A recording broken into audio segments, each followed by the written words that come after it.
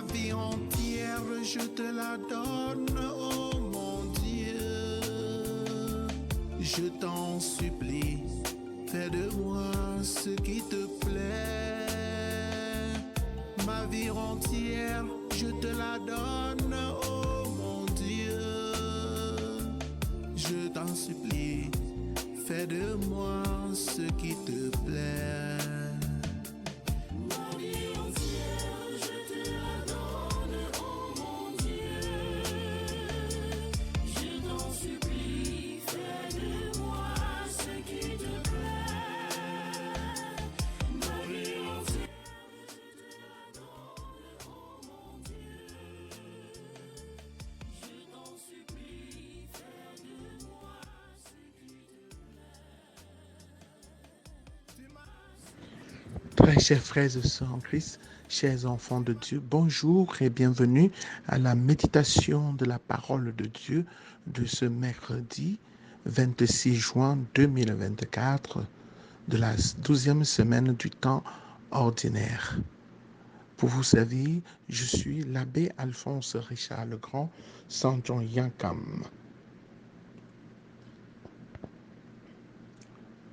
Le Seigneur est la force de son peuple.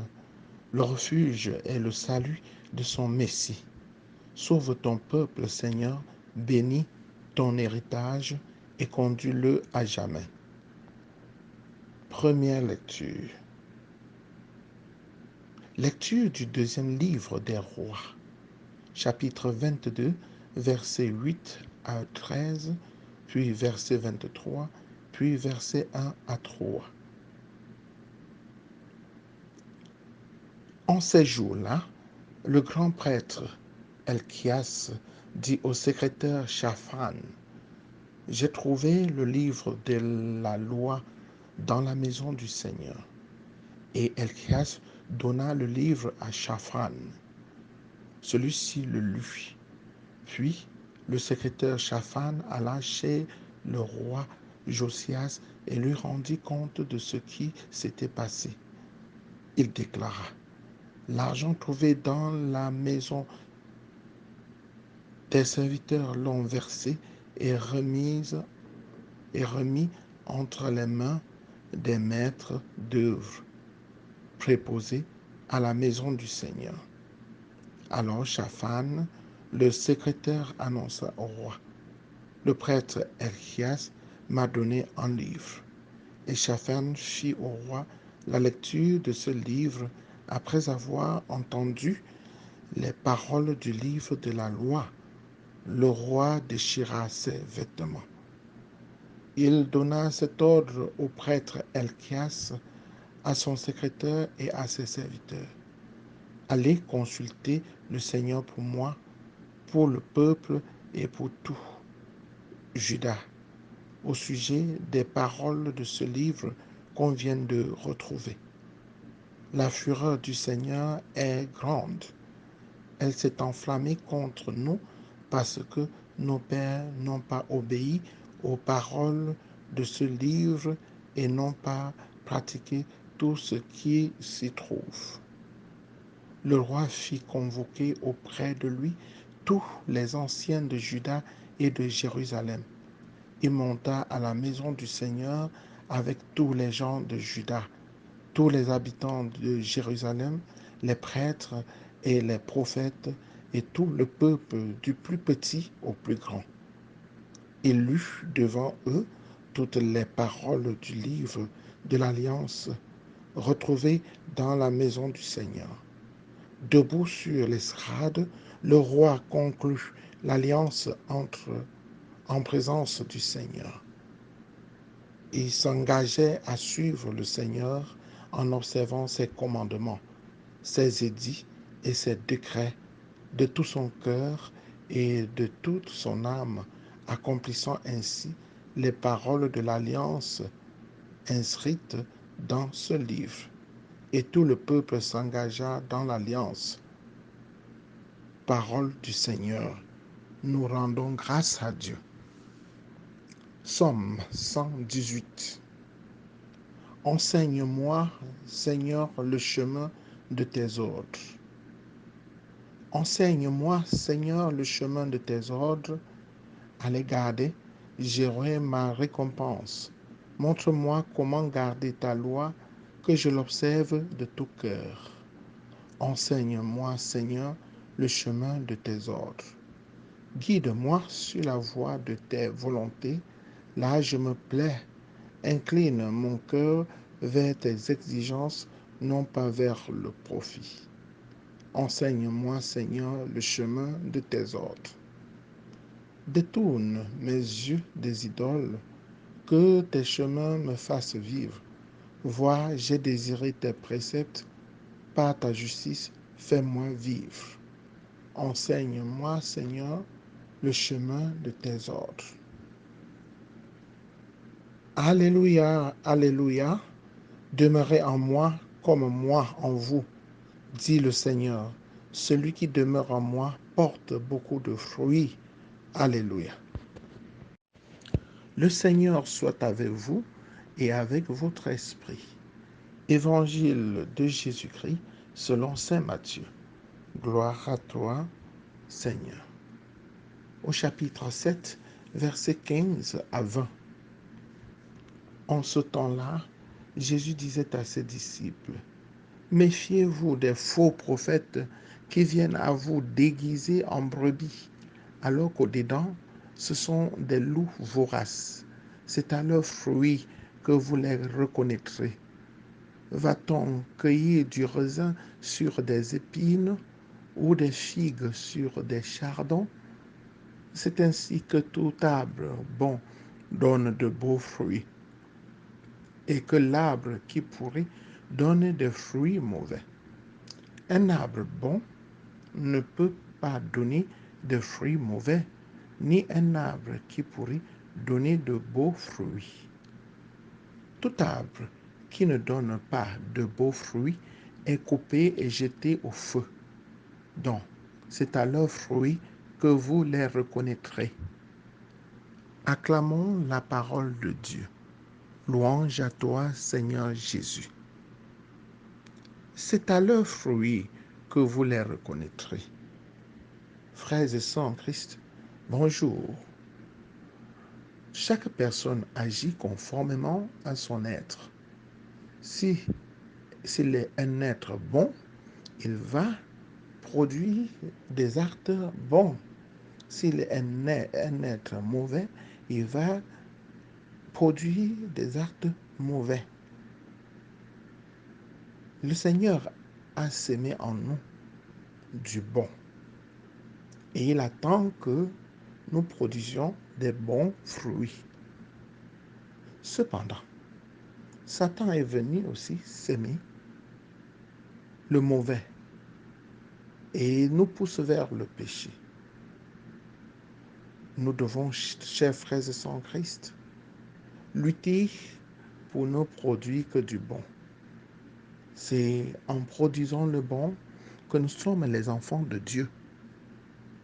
Le bien est à faire parce que le bien fait grandir, le bien fait vivre, le bien est bien.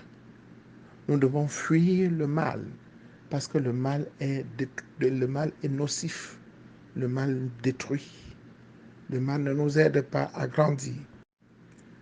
Voilà, chers frères et sœurs en Christ, méfiez-vous de faux prophètes qui viennent à vous déguiser en brebis, alors qu'au-dedans, ce sont les loups voraces.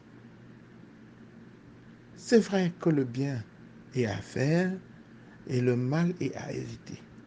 Mais il faut dire qu'il y a des personnes mal intentionnées et qui se déguisent en brebis afin de prendre les gens dans leur piège. Ils sont très nombreux. Ils prennent le titre de prophète, de l'homme de Dieu. Voilà le déguisement.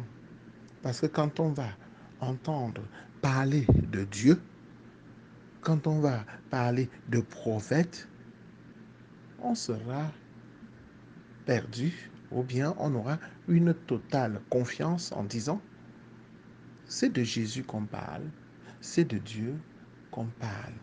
Pourquoi ne pas se laisser aller? Ces gens sont très nombreux aujourd'hui. Ces gens sont très nombreux aujourd'hui. Chacun, le matin, ouvre sa petite église dans sa chambre ou bien achète un haut-parleur et attache sur la moto et se tiennent dans des carrefours pour parler de Dieu. Quel est l'enjeu caché de cet acte? Frères et sœurs en Christ, méfiez-vous des faux prophètes qui viennent à vous déguisés en brebis, alors qu'au-dedans, ce sont les loups voraces. Ils sont mal intentionnés. Ils cherchent, ils savent ce qu'ils cherchent. Ils visent leur intérêt. Qui les a envoyés? De qui tiennent-ils ce mandat de parler? C'est Dieu qui envoie les prophètes. C'est Dieu qui leur assigne une mission. Méfiez-vous. Méfiez-vous des faux prophètes. Le faux prophète est celui-là qui n'a reçu aucun mandat, qui n'a pas été envoyé, qui surgit on ne sait d'où et qui commence une mission qui est liée à lui-même. On ne s'envoie pas en mission, c'est Dieu qui envoie en mission avec un mandat d'envoi et un contenu de la mission. Ces gens font tellement de bruit. Ces gens posent des actes extraordinaires apparemment extraordinaires, pour nous prendre dans leur piège, pour nous fasciner. Et comme le monde a soif du sensationnel, le monde recherche le sensationnel. Mais c'est pour combien de temps? C'est de la vapeur. Ça surgit et ça s'évapore. Et quand ça s'évapore, ça laisse des séquelles.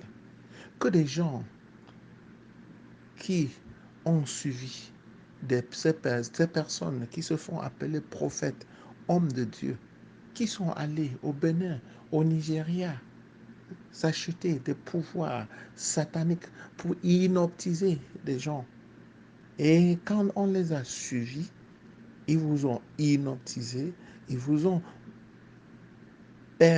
possédé par des esprits mauvais. Après, ils vont ailleurs, ils s'évaporent et nous n'avons que des yeux pour pleurer.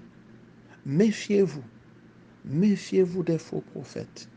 Le Seigneur l'a dit, chers frères et sœurs en Christ, nous sommes avertis. Méfions-nous des faux prophètes. Ils sont là comme Satan, comme un lion qui rugit. Il va, il revient, il va, il revient à la recherche de sa proie. Résistez-lui avec la force de la foi. Prenez du temps pour discerner.